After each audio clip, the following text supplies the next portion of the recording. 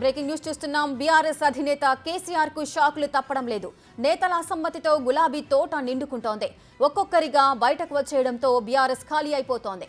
మున్సిపాలిటీల్లో అవిశ్వాసం పెరగడంతో ఆయా పదవులను కాంగ్రెస్ దక్కించుకుంది. కీలక నేతలు సైతం కారుకు బై చెప్పి కాంగ్రెస్ గూటికి చేరుతున్నారు.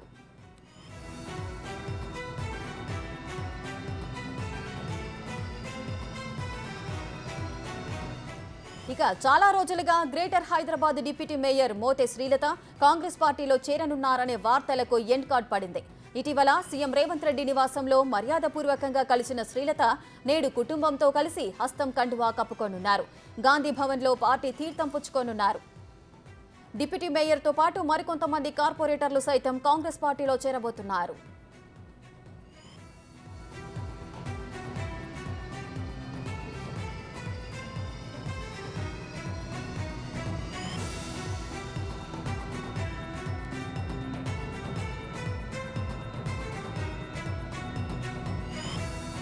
రైట్గా బీఆర్ఎస్ అధినేత కేసీఆర్ కైతే షాకులు తప్పడం లేదు. ఒక్కొక్కరిగా గులాబీకి సంబంధించిన క్యాడర్ కి సంబంధించిన నేతలంతా కూడా కాంగ్రెస్ కండువా కప్పుకోబోతున్నారు.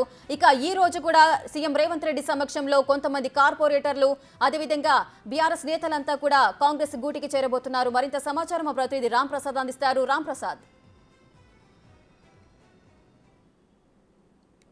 మనం చూసినట్లయితే తెలంగాణ రాష్ట్రంలో కాంగ్రెస్ పార్టీ అధికారంలోకి వచ్చిన నాటి నుంచి కూడా బీఆర్ఎస్ సంబంధించినటువంటి నాయకులు అయితే కాంగ్రెస్ పార్టీ నాయకులతో అయితే చర్చలు జరుపుతున్నారనే విషయాలు మనం చూస్తా ఉన్నాం. ముఖ్యంగా తెలంగాణ రాష్ట్రంలో ఇప్పటికే కాంగ్రెస్ పార్టీలో బీఆర్ఎస్ పార్టీ నుంచి చాలామంది నాయకులు చేరడం జరిగింది. అదేవిధంగా రానున్న రోజుల్లో కూడా లోక్సభ ఎన్నికలు ఉన్న నేపథ్యంలో పూర్తి స్థాయిలో బీఆర్ఎస్ క్యాడర్ అయితే కూడా కాంగ్రెస్ పార్టీలోకి వచ్చేందుకైతే ఎవరైతే ఇప్పుడు కాంగ్రెస్ పార్టీలో చేరిన నాయకులు ఉన్నారో వారితోనైతే మంతనాలు జరిపి డైరెక్ట్గా ముఖ్యమంత్రి రేవంత్ రెడ్డి అదే పిసిసి అధ్యక్షుడు ముఖ్యమంత్రిగా ఉన్నటువంటి రేవంత్ రెడ్డిని నేరుగా కలిసి పుష్పగుచ్చాలు అందిస్తున్నటువంటి పరిస్థితులను మనం చూస్తా ఉన్నాం. ముఖ్యంగా ఈ రోజు చూసినట్లయితే తెలంగాణ రాష్ట్రానికి సంబంధించినటువంటి కొంతమంది నాయకులు కూడా చేరుతా ఉన్నారు. ముఖ్యంగా జిహెచ్ఎంసీ మాజీ మేయర్గా ఉన్నటువంటి మోతే శ్రీలత శోభన్ రెడ్డి దంపతులు అయితే ఈరోజు జాయిన్ అవుతా ఉన్నారు కాంగ్రెస్ పార్టీలో. అదేవిధంగా మనం చూస్తే కంచర్ల చంద్రశేఖర్ రెడ్డి మాజీ ఎమ్మెల్సీ కూడా ఈరోజు కాంగ్రెస్ పార్టీలో చేరుతా ఉన్నారు. గాంధీ భవన్ వేదికగా ఈరోజు రాష్ట్ర ముఖ్యమంత్రి అదేవిధంగా పిసిసి అధ్యక్షుడు రేవంత్ రెడ్డి అదేవిధంగా రాష్ట్ర ఇన్ఛార్జిగా ఉన్నటువంటి దీపాదాస్ మున్షి సమక్షంలో కాంగ్రెస్ పార్టీలో చేరుతా ఉన్నారు. ఇప్పటికే మనం చూడవచ్చు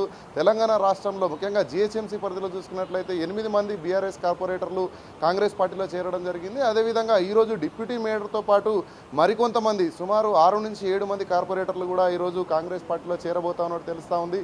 ఖచ్చితంగా ఏంటంటే రానున్న రోజుల్లో మరొక 20 మంది కార్పొరేటర్లు కూడా కాంగ్రెస్ పార్టీలో చేరేందుకు ఇప్పటికే చర్చలు జరుగుతున్నట్లయితే మనకు పూర్తి స్థాయిలో సమాచారం ఉంది. అంతేకాకుండా రానున్న రోజుల్లో లోక్సభ ఎన్నికలను దృష్టిలో ఉంచుకొని ఇప్పటికే మాజీ ఎమ్మెల్సీగా ఉన్నటువంటి కంచర్ల చంద్రశేఖర్ రెడ్డి కూడా ఈరోజు కాంగ్రెస్ కండువా కప్పుకోబోతా ఉన్నారు.